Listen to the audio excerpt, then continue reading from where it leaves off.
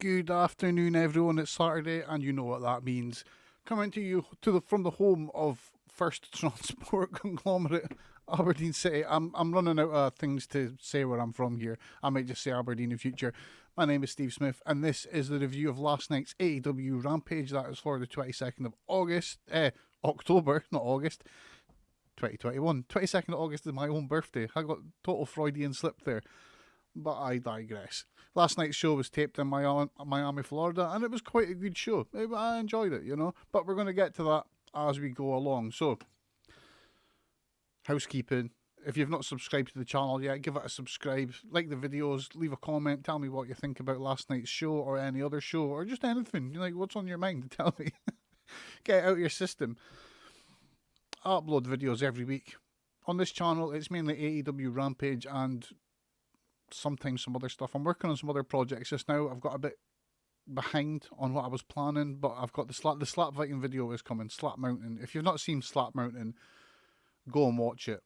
And then, hopefully by that point, I'll have finished my video on Slap Mountain and we can talk about it further, because it's a great show. I mean, you watch it and you'll see why I think it's great. It's awesome. Anyway, I digress. Subscribe to the channel and all that sort of stuff. If you like politics, I've got a channel, Steve Smith Politics. You can check me on there every Wednesday and on Fridays, because I'm releasing videos on Fridays as well. But yeah, this week's AEW Rampage, we have got 3 matches to talk about. Orange Cassidy versus Powerhouse Hobbs, Britt Baker versus Anna Jay, and PAC versus Andrade 2. It was a bit of a stacked show. I mean, was it a stacked show? It was a stacked main event. It was definitely a good main event this week. So we're going to talk about that in depth. Well, I say in depth. I've got to do all this in half an hour or less. So let's get to it. The show started with Orange Cassidy versus Powerhouse Hobbs. This was first round match for the AEW title eliminator tournament. So it was cool. As the entrance was happening, they reminded us how Orange Cassidy has one of the quickest wins in AEW history over Powerhouse Hobbs in a match that took place a few months ago, where the match started, Orange Cassidy hit the punch, and he got the win. Like that. It was fun. It worked. Orange Cassidy's really good. What can I say?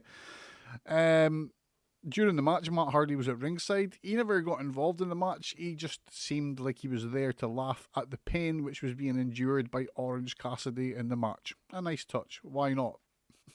He was just standing there with his phone the whole time. No problem with that at all. I initially thought this match might go the opposite way to the first match they had, with Hobbs getting the very quick win over Orange Cassidy. I thought this as Orange Cassidy was coming out. He was selling his ribs. He had taped up. I mean, they say ribs. It's more like his waist. He was taped up. This is injuries he has sustained following the Matt Hardy leg dropping him through a table in the casino ladder match. Now, of course, I was wrong on my suspicions on how this match would go. So let's talk about why and how I was wrong.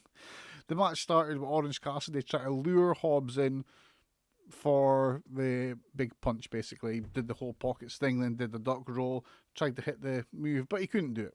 He went for the punch and was instantly countered into an awesome spine buster. I thought this was end. I thought this could have believably been the end of the match. If they'd finished the match here, I would have been happy with it, because, Hobbs is a powerhouse, quote unquote, and Orange Cassidy was selling that he was injured. So it would have made sense that Orange got beat quick here and Hobbs went through the next round. But alas, that didn't happen. It was a 2.5 count. Orange kicked out at the last minute, and we had a match on our hands. So as the match went on, as expected, it was a lot of fun. Orange Cassidy was his usual fiery self, and Hobbs was an absolute wrecking ball, throwing Orange OC around outside the ring, stretching him on a ring post, and generally beating the tar out of OC's taped up ribs. Orange tried to counter some moves, but during the match they told the story that Orange is not as powerful as Hobbs, and especially as he was injured, he couldn't use his normal stuff, so he took a beating. I really liked that Hobbs was busting out moves he at one point he put Orange Cassidy in the Dominator Lex Luger-y submission stretch where he's got him on his shoulders. Torture rack, that's the one. I was trying to remember the name of this while I was taking my notes. The torture rack. It's been a while since I've seen this. He had Orange Cassidy and that makes sense. It was good. I liked it. However, for as destructive and imposing as Hobbs was, OC managed to get the cheeky, out of nowhere win via the mousetrap win. So, like, the finish was quite... I like how they did it. No doubt this is going to get the Bryce Remsburg's going into business for himself idiots riled up, but who cares? They're idiots, so they're not worth listening to. Basically, Hobbs had Orange Cassidy in the corner, and the ref was trying to get Hobbs out of the corner because, doing his job. Hobbs lost his cool with Bryce, and he then picked him up, walked over to the other corner and put Bryce down. And Hobbs was angry with the ref. He was losing his cool, and he was on the verge of getting disqualified from the match. Hook got on the apron, tried to calm Hobbs down. So he didn't get involved in the match. He just tried to calm Hobbs down. But this brief distraction allowed Orange Cassidy to get the win via the roll-up mousetrap pin, and that was that. Orange Cassidy progresses to the next match in the Eliminator tournament. I genuinely thought Hobbs was going to win this match, but with Orange Cassidy coming out injured, as I've already said. But I can't complain about the match. It was a fun match, a good way to start the show. Totally cool with that. Next up, Penta and Alex Abrahantes come to the ring to cut a promo, but before they could really speak or do anything, they saw what they thought was FTR, the crowd wearing the Super Rana masks from last week. When they were in the match, the Super Ranas came out, apparently a luchador team, but they were blatantly FTR. So anyway, there was two people in the crowd, and they were wearing the Super Ranas match, and they're doing the Cero Miero stuff.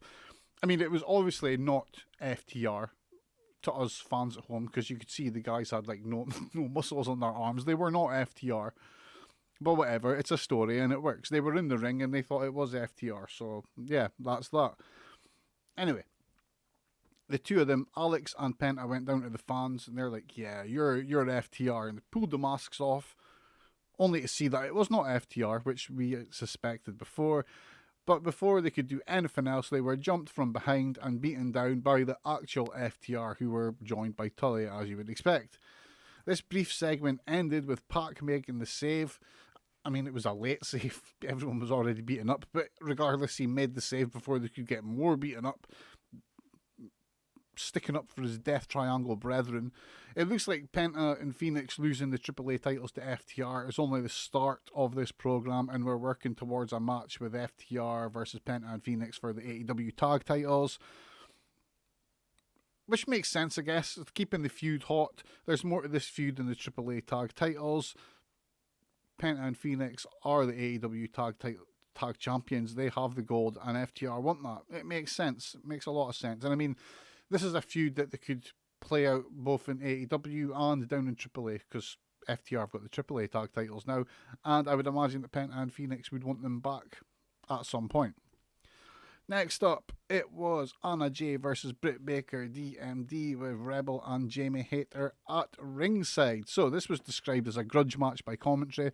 It's a story with which they're building for, I mean, it's at least a week, maybe more. I don't know, maybe it's more and I've just forgot about it, but they at least did the segment last week where Britt and Anna Jay got into it backstage.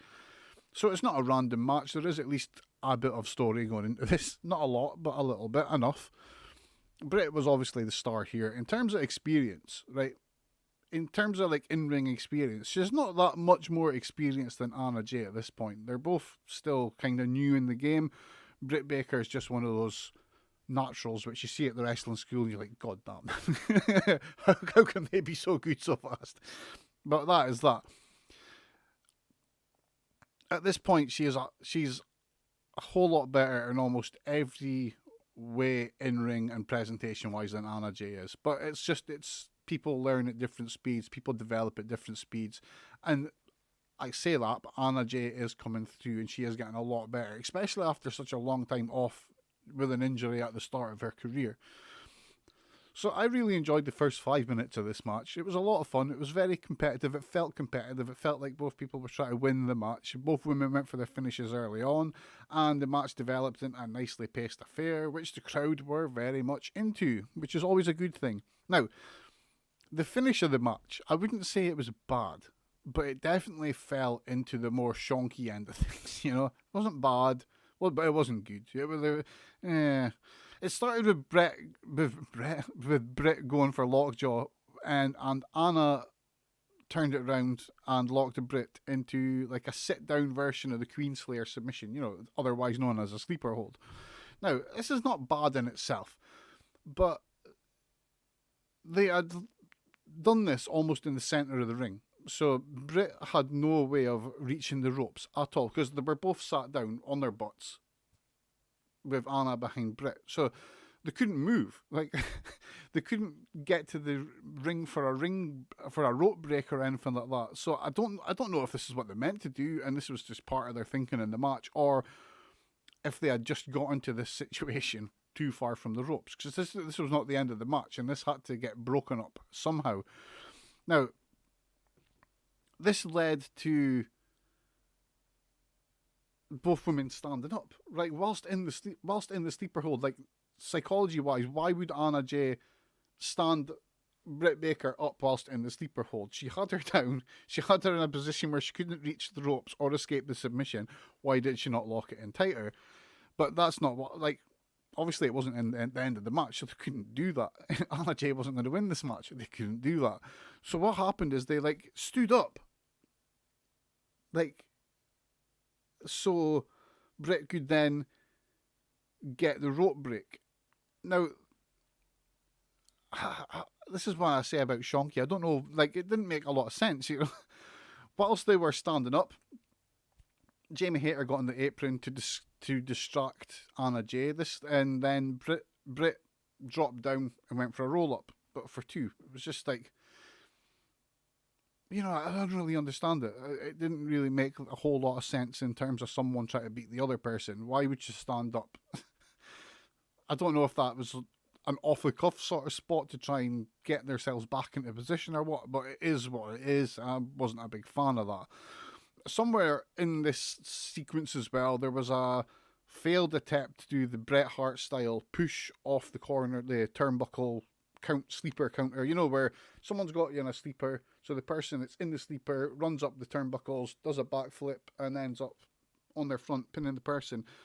They went for that, but it didn't work. Britt landed on her back on top of Anna Jay. She kind of squirmed round and got a 2 count from it.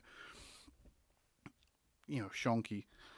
Anna Jay then got Britt back in the Queenslayer, but this time she managed to get out of it. She hit a super kick. She'll put Anna Jay in the lockjaw for the win, whilst making sure she was perfectly framed by the cameraman, which I liked. Like, Britt had her tied up. Like, how she ties people up in the lockjaw and their faces out that way. And while she was in that, she just stopped and she was like, get the camera, pointing at the camera, which I love. Like, it was a great touch. She's got so much personality, so much charisma. Put the lockjaw in, she got the win. It was an okay match. Like I said at the start, it was an okay match, but there were some good parts and there were some not so good parts. As I mentioned, the finish was a bit, I wasn't a big fan of that. Anna Jay is coming together as a wrestler, but her selling still needs to get some work in. She's still in this stage where, and everyone does it when they learn to wrestle and selling and stuff like that. I can tell you that from experience, where she'll sell a move, she'll have done something, she'll sell a move, but then, like, let's say she's just had her arm worked on, or she's had a kick in the gut and she's doubled over. The person picks her hand up, goes to shoot her off onto the ropes. She will instantly stop selling and it looks like she's just started a training drill. It's just something that happens with everyone. Everyone learning to wrestle does that. That's part of the art. The selling just disappears though, and it looks like she's just started the match again. This will disappear over time as she gets more experience. I mean, people think selling is an easy skill to learn, but trust me, it's not. This is first-hand knowledge here from being through training and going to wrestling school and stuff. Selling is not as easy as people think it is. It doesn't just, selling is not just like getting your arm hit and going, and then just doing another move. It's about what happens between the moves. Like, you have to learn to make it look like you've been beaten up for 5 minutes or 10 minutes. Let's say 5 minutes into the match, and this is what I was noticing here. 5 minutes into a fast-paced match or 10 minutes into a fast-paced match, you should be starting to show that you're getting tired, And this is the part that she's missing at the moment. So when she gets thrown off into the ropes again, she looks like she's not tired at all. You need to project that emotion and exhaustion at the same time. And not just hold an arm or hold your chest or something like that. You've got to make it look like you were winded. You've got to, as you get shot off the ropes, you've got to make it look like exhaustion is setting in. And this is where the art form of wrestling comes into its own. This is why it is an art form. I think it's absolutely a form of like performance art. Because you've got to learn how to sell between the moves as well as just selling the moves. So that's my little thing there. She's going to get over it as time goes on, without question, because she's gifted. And I've got no question at all that Anna Jay is going to come out, get over this and become a really good wrestler. None at all. So, where's my notes gone? Man, my notes are all over the shop in this. Where's my notes gone? Where's my notes gone? There we go. So next up on the match, it was the main event. Now,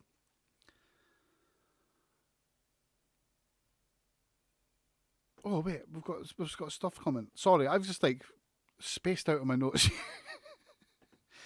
Next up, we were reminded that tomorrow night, on the last Saturday Dynamite of the year, it is Malachi Black versus Cody Rhodes, 3 Archer versus Kingston in the Elimination Tournament, and Jungle Boy versus Brandon Cutler.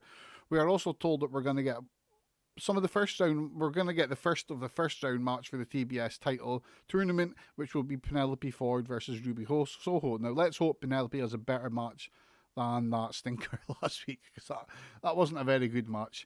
An interesting note here is that the TBS tournament, in the tournament, 4 women are getting an automatic bye to the next round. Why? I mean, who knows? They have only put 12 women in this tournament, and I don't know why they've done it this way, because they have enough women to do a full 16-woman bracket tournament with full brackets on both sides, but it's not me booking it, and it might turn out better in the long run this way. Thunder Rosa, Nyla, Statlander, and as expected, Jade Cargill have all got byes to the second round. On Cargill, I don't really think she's ready for this, as her improvement in the ring seems to have slowed down as of late. It looks like she's facing Red Velvet in her first round of match. Well, she'll be facing like Red Velvet. I forget who Red Velvet's facing, but I have a funny feeling that Red Velvet's going to win her match and go on to the match against Cargill, because that would make sense that Cargill beats Red Velvet. I don't know.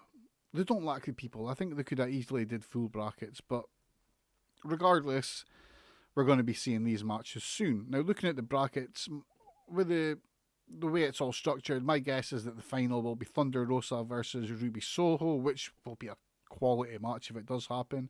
I guess we just got to wait and see, though. I've said that a lot. Wait and see. On Dynamite this Wednesday, we will get a rematch between Shida and Deeb as part of the TBS tournament, and I expect this to be a great match, and it will be interesting to see if Shida gets her 50th win this week, or if Deeb beats her again, and this becomes an ongoing story with Shida not managing to get that 50th win and then maybe getting it at the next pay-per-view at Full Gear or something like that. So, with that said, and me being back on track, it's time for the main event. This week, there was no Mark Henry. Insert sad face here. Instead, it's Tony Schiavone doing the main event interview. My only real take on this section was that Andrade should not be talking. He should not be cutting promos, and he should not be scripting what he's saying, because he's really not that good at the moment. I mean, I don't get why his assistant isn't cutting these promos for him. He's got an assistant back. Like, why is he there? Is he just there to hold his gear or what? Can he speak? Can he cut promos? If so, make him cut the promos. The way it is just now, he really needs Chavo back to cut the promos for him, as these segments with Andrade talking are death. Sometimes they don't even feel cohesive to me. They don't even seem to really have a solid point. I mean, I know he's not an English speaker.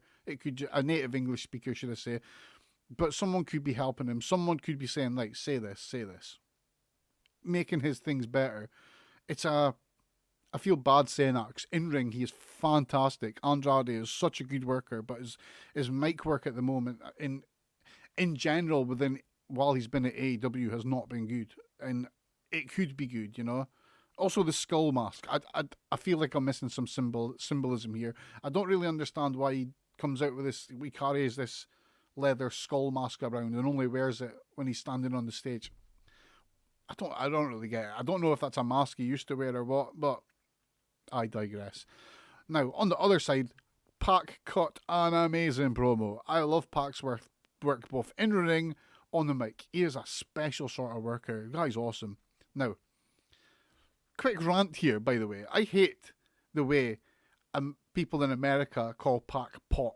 Like, now, Dave Meltzer, who's one of my favourite journalists out of all the journalism, not just wrestling, he annoys me the most on this. I'm going to call him out on this. Last week he stated that on Wrestling Observer Radio that he was called POC at the start of the time while he's in AEW, and now they're calling him PAC. And they've always called him POC, but now they call him PAC, and then we're going back and forth on this. And it's just nonsense, because he has never been called POC, ever. Like, POC is not his name, or POC, or however it is people in America pronounce it. That's not his name. PAC is the name he has used since he was a young Geordie, a person from Newcastle, England, who wanted to be a wrestler. Now, I forget the full story, as it's from an old episode of Colt Cabana's Art of Wrestling podcast from maybe 10 years ago. Like, that long ago. But PAC got the name PAC from his father as he was into weights. I can't remember if he just wanted to be a bodybuilder or he wanted to be a wrestler. Regardless, he got in great shape at a young age. And he had 6-pack abs. And he was given the name PAC, as in 6-pack, which he still has today.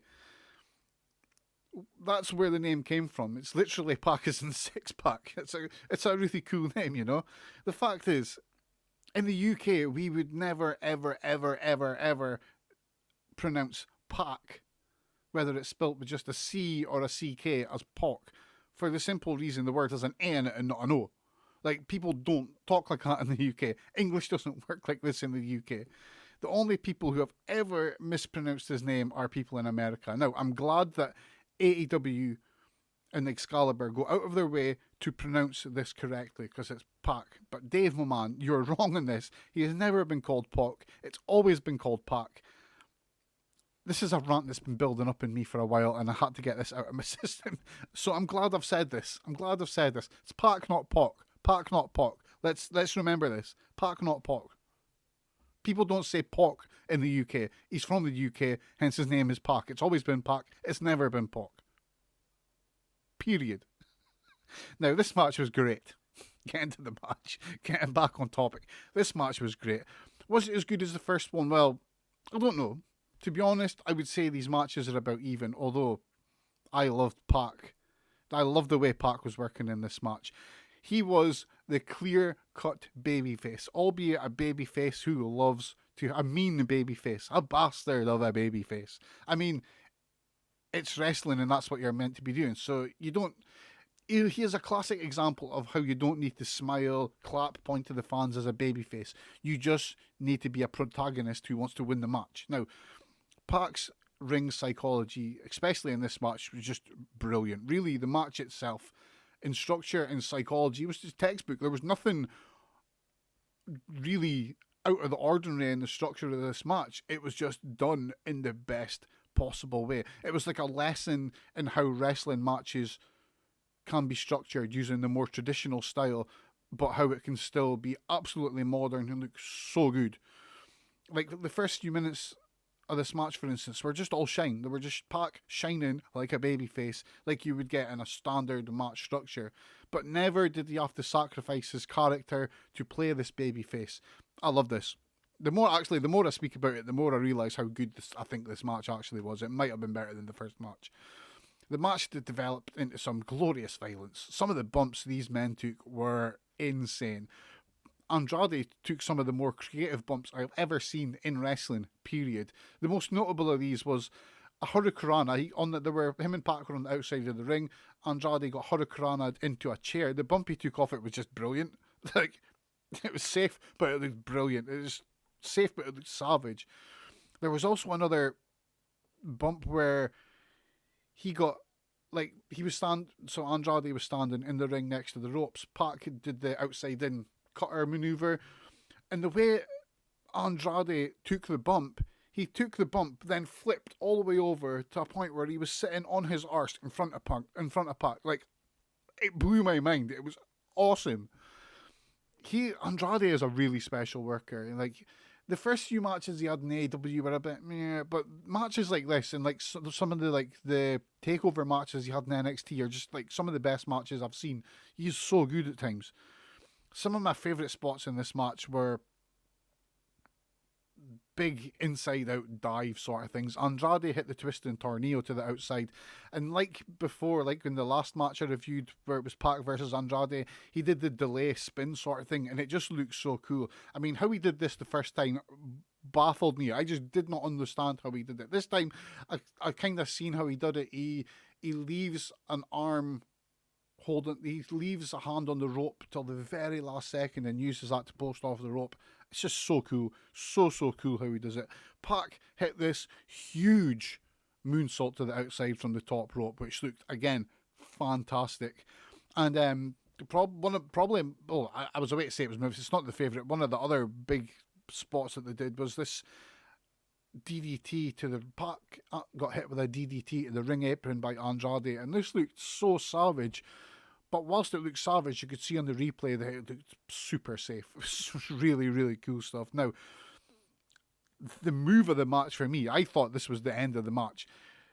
PAC hit Andrade with a top rope avalanche brainbuster. And this was one of the best brainbusters I have ever seen in my life. If they ended the match here, I would have believed it. I would have been like, this could have been a finisher, absolutely. But it only got a 2 count. It's like, what? Amazing. This was a brawl. Both of them were covered in bruises and contusions, and the crowd lapped up every single minute of this. It was a really good match, actually. The more I talk about it, yeah, it was better than the first one.